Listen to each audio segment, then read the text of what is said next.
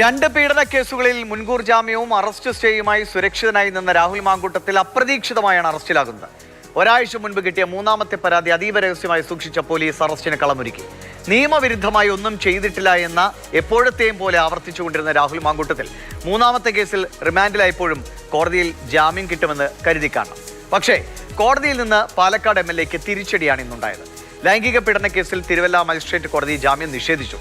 Rahul Mavelikkara sub ജയിലിൽ തുടരും. Sessions കോടതിയെ സമീപിക്കാനാണ് പ്രതിഭാഗത്തിന്റെ തീരുമാനം. CK അഭിലാൽ പറയും ജാമ്യം തള്ളാനുള്ള സാഹചര്യം.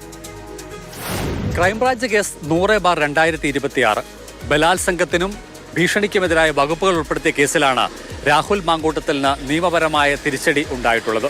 എന്നാൽ കോടതിയിൽ പ്രതീക്ഷിച്ചത് തന്നെയാണ് സംഭവിച്ചത്. Bail application dismissed. ഒറ്റവാക്കിൽ മജിസ്ട്രേറ്റ് കോടതി ഉത്തരവ് അവസാനിപ്പിച്ചു. എന്നാൽ വിശദാംശങ്ങളിലേക്ക് പോയാൽ കേസുമായി ബന്ധപ്പെട്ട സർവ്വതലങ്ങളും കോടതി വിലയിരുത്തിയെന്ന് വേണം മനസ്സിലാക്കാൻ. MLAക്കെതിരെ ഉയർന്ന പരാതിക്ക് ഗൗരവ സ്വഭാവമാണുള്ളത്. ബലാത്സംഗ കുറ്റം നിലനിൽക്കും. മാത്രമല്ല ഉണ്ടായിട്ടുള്ളത് ഉഭയകക്ഷി സമ്മതപ്രകാരമുള്ള ലൈംഗിക ബന്ധമല്ല എന്നും കോടതി വിശദീകരിക്കുന്നുണ്ട്. പരാതിക്കാരിയുടെ ഡിജിറ്റൽ സിഗ്നേച്ചർ തന്നെ കേസുമായി ബന്ധപ്പെട്ട മൊഴിയിൽ ധാരാളമാണ്. മറിച്ചുള്ള ആക്ഷേപങ്ങൾക്ക് യാതൊരു നിയമപരമായ പ്രസക്തിയില്ല എന്നും കോടതി ചൂണ്ടിക്കാണിക്കുന്നു. പ്രതിക്ക് ജാമ്യം അനുവദിച്ചാൽ തെളിവുകൾ നശിപ്പിക്കപ്പെടാം.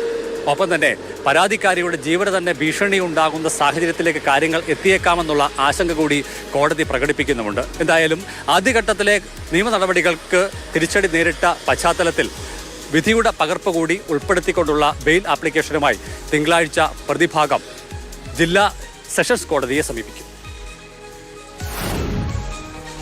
മേൽക്കോടതിയെ സമീപിച്ച് ജാമ്യം നേടാനുള്ള ശ്രമം രാഹുൽ മാങ്കൂട്ടത്തിൽ തുടരുമെന്ന് വ്യക്തമാണ്. അതേസമയം മറ്റ് രണ്ട് കേസുകളിലെ അന്വേഷണം കൂടി പോലീസ് ഊർജിതമാക്കുന്നുണ്ട്. സമൂഹ മാധ്യമങ്ങളിലൂടെ നേരിടേണ്ടി വന്ന ക്രൂരതയോടുള്ള പ്രതികരണങ്ങൾ പരാതിക്കാരി പ്രകടിപ്പിക്കുന്നുമുണ്ട്. നീതി പുലരട്ടെ.